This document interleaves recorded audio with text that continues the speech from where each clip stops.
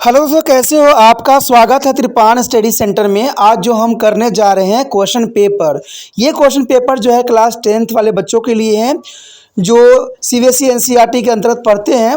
उनके लिए question solution जो है त्रिपान स्टडी सेंटर ने लाया है और ये आपके समक्ष एमसीक्यू भी रहेगा जो हिंदी इंग्लिश दोनों ही माध्यम में रहेंगे। और ये क्वेश्चन देखा जाए तो एग्जाम व्यू से काफ़ी महत्वपूर्ण रहेंगे। त्रिपान स्टडी सेंटर ने उन क्वेश्चनों को उठाया है जो काफ़ी महत्वपूर्ण है, जो एग्जाम डाल सकता है। इस पे हमने एनालाइज करना है, समझना है और हर एक पहलू पर जो है विस्तार पूर्वक चर्चा करना है। ये तो बात था आपके लिए, लेकिन अब देखते हैं हमारा आज टॉपिक क्या है कि विनिर्माण क्षेत्र को सामान्य और आर्थिक विकास की रीढ़ की हड्डी मानी जाती है। भारत के संदर्भ में कथन के परीक्षण करें। देखिए, विनिर्माण क्षेत्र यानी मैन्युफैक्चरिंग क्षेत्र जो होते हैं हमारे भारत देश के लिए और आर्थिक विकास के लिए एक रीढ़ की हड्डी के समान है। कहते हैं विनिर्माण क्षेत्र अगर नहीं होंगे तो भारत का विकास नहीं हो पाएगा। ये क्या बात सही है? देखा जाए तो विनिर्माण सेक्टर जो होती है वो काफ़ी महत्वपूर्ण होती है और देखा जाए तो भारत नहीं किसी भी देश के लिए और आर्थिक विकास के लिए रीढ़ की हड्डी मानी जाती है। तो देखा जाए तो विनिर्माण क्षेत्र का अपना एक विशेष स्थान है।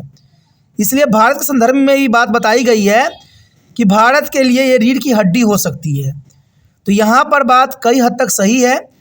अगर हम आंसरों की तरफ नज़र करें तो विनिर्माण उद्योग न केवल कृषि को आधुनिक बनाने में मदद करता है जो हमारी अर्थव्यवस्था की रीढ़ की हड्डी है। यानी देखा जाए तो विनिर्माण के कारण ही कृषि को आधुनिकीकरण बनने में मदद मिली है जो भारत के लिए रीढ़ की हड्डी है। अगर कृषि को कोई आगे बढ़ाता है तो वो विनिर्माण उद्योग ही है और कृषि आगे बढ़ती है तो कृषि तो आपको पता ही है कि भारत की अर्थव्यवस्था के लिए रीढ़ की हड्डी के समान मानी जाती है। क्योंकि कृषि नहीं है तो भारत लाचार है और ये बात शायद बड़े लोगों को समझ नहीं आती है कि जितने हम एग्रीकल्चर में प्रोत्साहन करेंगे उतना देश विकास की उस सीमा तक पहुँचेगा। देखा जाए तो ये काफ़ी महत्व रखता है।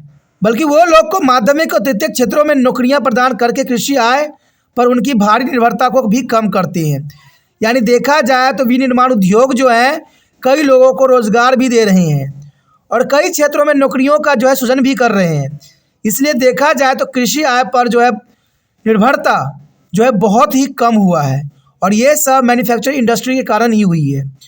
देखिए, ये पॉइंट बात इम्पोर्टेंट रखता है। अब हमारे समक्ष कुछ पॉइंट है, 10 पॉइंट है। मैंने इसको छोटा भी करने की कोशिश किया है, बड़ा भी रखने की कोशिश किया है।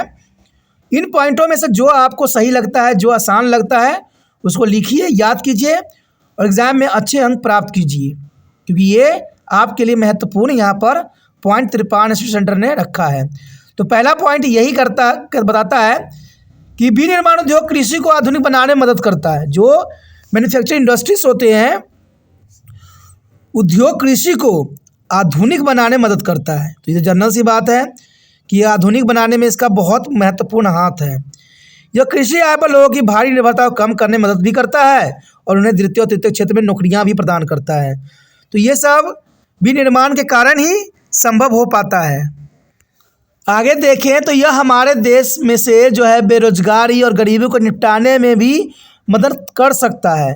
विनिर्माण उद्योग जो होती है, जनरल सी बात देखा जाए तो देश से जो है बेरोजगारी गरीबी को हटाने में भी काफ़ी मददगार साबित हो सकता है और इसीलिए इसे जो है भारत के लिए रीढ़ की हड्डी कहा जा सकता है। यह आदिवासी और पिछड़े क्षेत्रों में उद्योग स्थापित करके क्षेत्रीय असमानताओं को कम करने में मदद कर सकता है।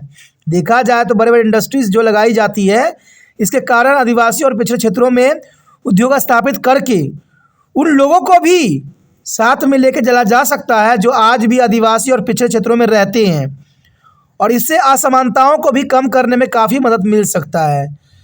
विनिर्मित वस्तुओं के निर्यात से व्यापार और वाणिज्य का विस्तार भी होता है। तो ये भी काफ़ी महत्वपूर्ण बात है कि विनिर्मित वस्तुओं के निर्यात से व्यापार और वाणिज्य का विस्तार भी बखूबी देखने को मिलता है। इवन देखिए तो यह विदेशी मुद्रा लाने में मदद करता है। देखिए, कोई भी देश के लिए विदेशी मुद्रा काफ़ी महत्वपूर्ण होता है क्योंकि विदेशी मुद्रा का जो है वैल्यू अधिक होती है और इससे देश की अर्थव्यवस्था में मदद मिलता है। और विदेशी मुद्रा जो है भी निर्माण के कारण ही आ सकता है। यानी अगर हम मैन्युफैक्चर के सेक्टर को देखें, मैन्युफैक्चर सेक्टर जो है विदेशों में अपने सामानों को भेजेगी, तो विदेशों से जो है भारत जो है विदेशी मुद्रा भारत में आएगी, और भारत में जब विदेशी मुद्रा आएगी तो भारत की इकोनॉमिक अर्थव्यवस्था बढ़ेगा। तो ये कहीं ना कहीं काफ़ी महत्वपूर्ण स्थान रखता है कि यह विदेशी मुद्रा लाने में जो है भारत को मदद भी करती है। जो देश अपने कच्चे माल को विभिन्न प्रकार के उच्च मूल्य से सुसज्जित के सामने में परिवर्तन करते हुए समृद्ध होते हैं। ये बात तो सत्य है कि जो भी देश अपने कच्चे माल को जो है उसको समृद्ध और दूसरे चीज़ों में परिवर्तित करते हैं वो समृद्ध हो जाते हैं। तो भारत भी अगर कच्चा माल उत्पादन करता है और उसको जो है फैक्ट्रियों में जो है मैन्युफैक्चर करवाता है और उसको विदेशों में भेजता है, तो जनरल सी बात है भारत भी समृद्ध हो जाएगा, क्योंकि कच्चे माल का मांग हर एक देश में रहता है, क्योंकि कच्चे माल से ही हम जो है दूसरे सामानों को बना सकते हैं। इसलिए भारत में ही कृषि की प्रावधान सबसे महत्वपूर्ण है और कृषि भारत के लिए एक रीढ़ की हड्डी के समान माना जाता है। तो ये काफ़ी महत्वपूर्ण बात है यहाँ। उसके पश्चात देखें तो हमारे देश में बेरोजगारी और गरीबी उन्मूलन के लिए औद्योगिक विकास एक पूर्व शर्त है। यानी देखा जाए तो हमारे देश से बेरोजगारी और गरीबी उन्मूलन के लिए औद्योगिक विकास एक पूर्व शर्त के रूप में देखा जा सकता है, और यह आदिवासी और पिछड़े क्षेत्रों में उद्योग स्थापित करके क्षेत्रीय असमानताओं को कम करने में भी मदद करता है। तो ये काफ़ी महत्वपूर्ण है कि यह आदिवासी और पिछड़े क्षेत्रों में उद्योग स्थापित करके क्षेत्रीय असमानताओं को कम करने में भी मदद कर सकता है। विनिर्मित वस्तुओं का निर्यात, व्यापार और वाणिज्य का विस्तार भी करता है और बहुत आवश्यक विदेशी मुद्रा भी लाता है। तो देखा जाए तो हमारे लिए मैन्युफैक्चर सेक्टर जो है काफ़ी महत्वपूर्ण है और आने वाला समय में इसका महत्व और बढ़ेगा, क्योंकि ये बेरोजगारी पर भी प्रहार करती है, तो विदेशी मुद्रा भारत में लाने में भी महत्वपूर्ण योगदान देती है। तो यहाँ पर देखा जाए तो मैन्युफैक्चर सेक्टर जो है भारत की अर्थव्यवस्था के लिए एक रीढ़ की हड्डी के समान ही माना जा सकता है। तो इन 10 पॉइंटों में हमने इन बातों को जो है विस्तार पूर्वक चर्चा किया और हर एक पॉइंट को एनालाइज करने की कोशिश किया। अगर आपको इनमें से कोई भी 5 पॉइंट समझ में अच्छे से आ जाता है तो उन 5 पॉइंट को अपने कॉपी पे लिखिए, याद कीजिए, समझिए और एग्ज़ाम में उसको अच्छे से लिखिए।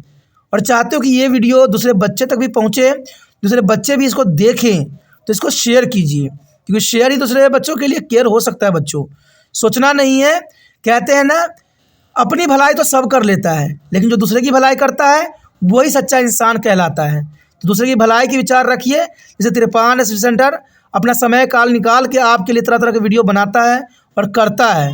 देखा जाए तो मुझे इस वीडियो से कोई जो है फ़ायदा नहीं है, लेकिन फिर भी मैं आप लोगों के लिए जो है वीडियो बना रहा हूँ, क्योंकि मैं चाहता हूँ कि आप अच्छे से अच्छे कर सको। क्योंकि कहते हैं ना हर चीज़ों में फ़ायदा नहीं होती है। ठीक है, पहली बार मेरे चैनल पे आए हो, पहली बार वीडियो देख रहे हो, समझ में आ रहा है, अच्छा लग रहा है और चाहते हो कि और वीडियो आपको इसी प्रकार प्राप्त होता रहे, तो जर्नल सी बात है दोस्तों, चैनल को सब्सक्राइब कर लीजिए। सब्सक्राइब कीजिएगा तभी जो है अगले वीडियो का नोटिफिकेशन मिलेगा। और आपको पता है कि तिरपान स्टडी सेंटर कितना महत्वपूर्ण चैनल है। यहाँ पर 8 से लेकर MA तक बच्चों के लिए बहुत कुछ है, पढ़ने वाला है, ज्ञान वाला है, शिक्षा का स्तर है, तो ये देखना आपके लिए महत्वपूर्ण रहता है। सोचिए नहीं, विचार रखिए, अभी तिरपान स्टडी सेंटर को सब्सक्राइब करने वाले में सेव कीजिए।